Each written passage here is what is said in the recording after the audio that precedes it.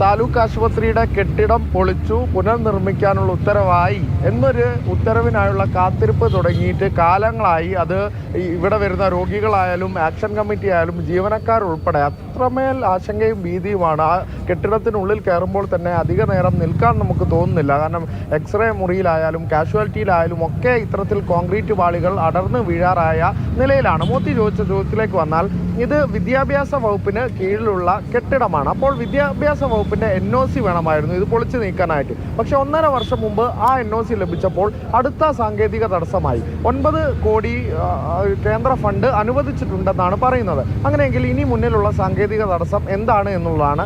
സർക്കാരിന്റെ ഭാഗത്ത് നിന്നുള്ള ഒരു അനുമതി വേണം. അത് ആരോഗ്യവകുപ്പ് നേരിട്ട് തന്നെ കൊടുക്കേണ്ട ഒരു അനുമതിയാണ്. പക്ഷെ അത്തരത്തിലുള്ള ഒരു നടപടികളിലേക്കൊന്നും കടക്കുന്നില്ല എന്നുള്ളതാണ്. ഇനി വേണ്ട ഉത്തരവിലേക്കൊക്കെ കടക്കണം എന്നുള്ളതാണ് ജനപ്രതിനിധികളൊക്കെ ഉൾപ്പെടെ ഉന്നയിക്കുന്ന ആവശ്യം. പക്ഷേ അത് ഇന്നുണ്ടാകും നാളെ ഉണ്ടാകും എന്നൊക്കെ പറയുന്നതല്ല. ഇന്നലെ കൂടെ പറഞ്ഞത് അത് ഉടനടി ഉണ്ടാകും എന്നുള്ളതാണ്. വരും ദിവസങ്ങൾ ഉണ്ടാകുമോ, ഇന്ന് തന്നെ അത്തരം ഒരു ഓർഡറിലേക്ക് കടക്കുമോ, അവിടുത്തെ പ്രവർത്തനം നിർത്തിവെച്ച് പുതിയ കെട്ടിട നിർമ്മാണത്തിലേക്കുള്ള പ്രവർത്തനങ്ങളിലേക്കൊക്കെ ആരംഭിക്കുമോ?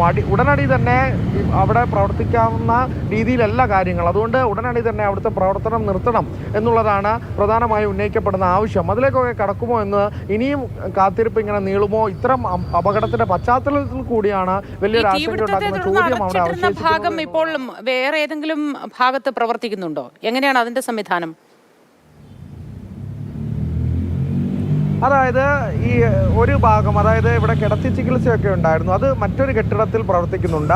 ഇത് ആശുപത്രിയുടെ പിറകുവശത്തുള്ള ഒരു കെട്ടിടത്തിലായി പ്രവർത്തിക്കുന്നുണ്ട്. അപ്പോഴും സൗകര്യങ്ങളൊക്കെ വലിയ രീതിയിൽ കുറഞ്ഞിട്ടുമുണ്ട്. അന്ന് 110 ബെഡുകളാണ് ഉണ്ടായിരുന്നത്. പക്ഷേ ഇപ്പോൾ താരതമ്യേന അതിലും കുറഞ്ഞതാണ്. കിടത്തി ചികിത്സയ്ക്കൊക്കെയുള്ള സൗകര്യവും എല്ലാം തന്നെ നിലവിൽ വലിയ രീതിയിലുള്ള പ്രശ്നങ്ങളാണ് എന്നുള്ളതാണ്. അത് ചികിത്സയെ തന്നെ ഈ കെട്ടിടത്തിൻ്റെ അപാകത ബാധിക്കുകയാണ് എന്നുള്ളതാണ്. മുകളിലെ നിലയിൽ വലിയ രീതിയിൽ കോൺക്രീറ്റ് പാളികൾ അടർന്നു വീണതിനെ തുടർന്നാണ് മോത്തി ഇപ്പോൾ ചോദിച്ചതുപോലെ മറ്റൊരു കെട്ടിടത്തിലേക്ക് പ്രവർത്തനം ആരംഭിച്ചത്. പക്ഷേ ഏതായാലും ഈ കാലപ്പഴക്കം ഒന്നുകൊണ്ട് മാത്രമല്ല നമ്മുടെ ഈ കെട്ടിടങ്ങൾക്ക് ശോച്യാവസ്ഥ ഉണ്ടാവുന്നത് എന്നൊരു കാര്യം കൂടി നമ്മൾ ഇടയ്ക്ക് ശ്രദ്ധിക്കണം.